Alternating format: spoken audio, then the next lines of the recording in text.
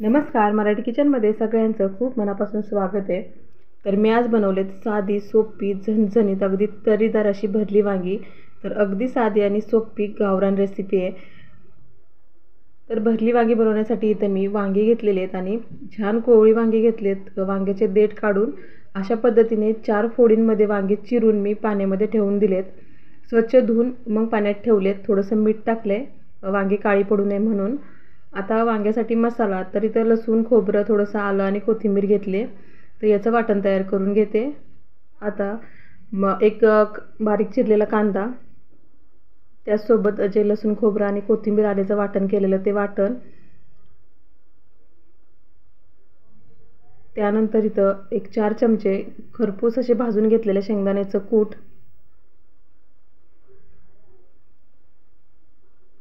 त्याचसोबत आता इथे चवीनुसार मीठ घातले.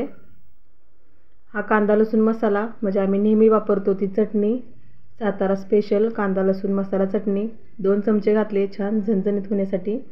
बाकी ह्याच्यामध्ये मी कुठलेही मसाले वापरले नाहीत. त्याचसोबत 1 चमचा तेल किंवा थोडंसं पाणी मसाला ओलसर करण्यासाठी. तर आता हा मसाला चांगला मी एकजीव करून घेते. हा जो सर्व मसाला ना एकत्र चांगला मिक्स करून घेते, म्हणजे हा वांग्यांमध्ये भरायला तयार होईल. तर अगदी साधी आणि सोपी रेसिपी आहे, पण अगदी झणझणीत वांगी तयार होत आहेत. तर मसाला तयार झाला आहे. आता वांग्यांमध्ये हा मसाला मी व्यवस्थित असा भरून घेते. तर तुम्हाला एक टिपसुद्धा सांगते, वांगी आणि बटाटे जेव्हा आपण चिरून पाण्यामध्ये ठेवतो तेव्हा थोडंसं मीठ घालायचं आणि चिमूटभर खाण्याचा सोडा घातला तर ते काळं पडत नाही, छान असं ताजे राहतात. त्यासाठी इथे अशा पद्धतीने वांग्यांमध्ये दाबून दाबून असा मसाला भरपूर भरून घेतला आहे. कितीही मसाला दाबून भरला तरी तो रश्श्यामध्ये गेल्यानंतर या वांग्यातून बाहेरच पडतो. तरीसुद्धा मस्त असा मसाला छान दाबून भरून घ्यायचा आहे. तर अशा पद्धतीने इथे मी बघा वांगी सगळी भरून घेतलेली आहेत आणि एवढा मसाला उरलेला आहे.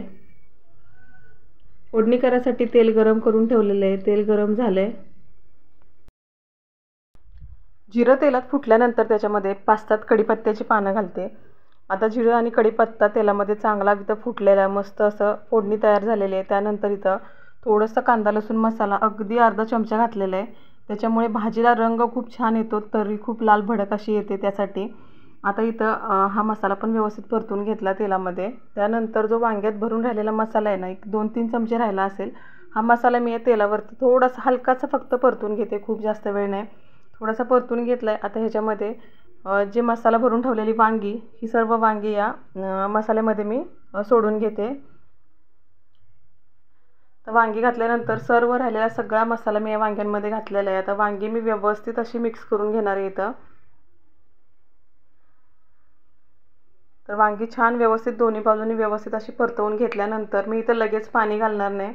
तर वांग्यावरती आता झाकण घालून एक 5 मिनटं वांग्याला एकदम बारीक गॅसवरती वाफ काढून आणणार आहे, म्हणजे वांगी बऱ्यापैकी मऊ होतील आणि पटकन शिजली जातील. त्यासोबत जो मसाला भरलेला आहे तो मसाल्याची चव छान वांग्याच्या आतपर्यंत जाईल.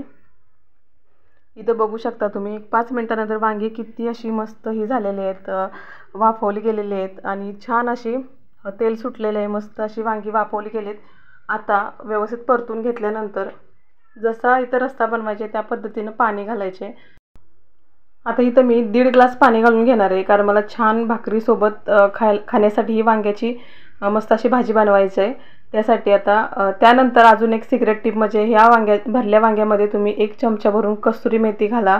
वांग्याची चव दुप्पट तिप्पट वाढते. एकदा नक्की करून बघा.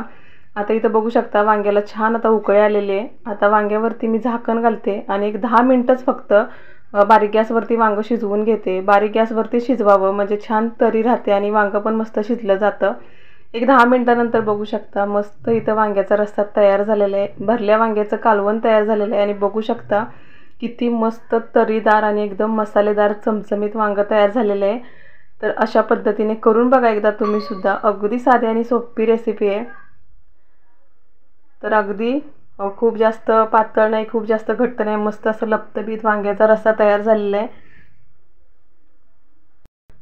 तर चला मग बघा, मस्त झणझणीत तोंडाला पाणी सुटलं ना असं तरीदार गावरान पद्धतीनं भरल्या वांग्याचं कालवण तयार झाले. भाकरी कोणतीही असो, बाजरीची असू दे, ज्वारीची असू दे, चपाती असू दे किंवा मग नुसत्या भातासोबत अप्रतिम आणि चविष्ट अशी ही भाजी लागते. ते एकदा नक्की करून बघा. रेसिपी आवडली असेल तर लाईक, शेअर, सबस्क्राईब, कमेंट करून सांगायला विसरू नका. तर चला भेटू परत अशा छानशा साध्या सोप्या रेसिपीसोबत.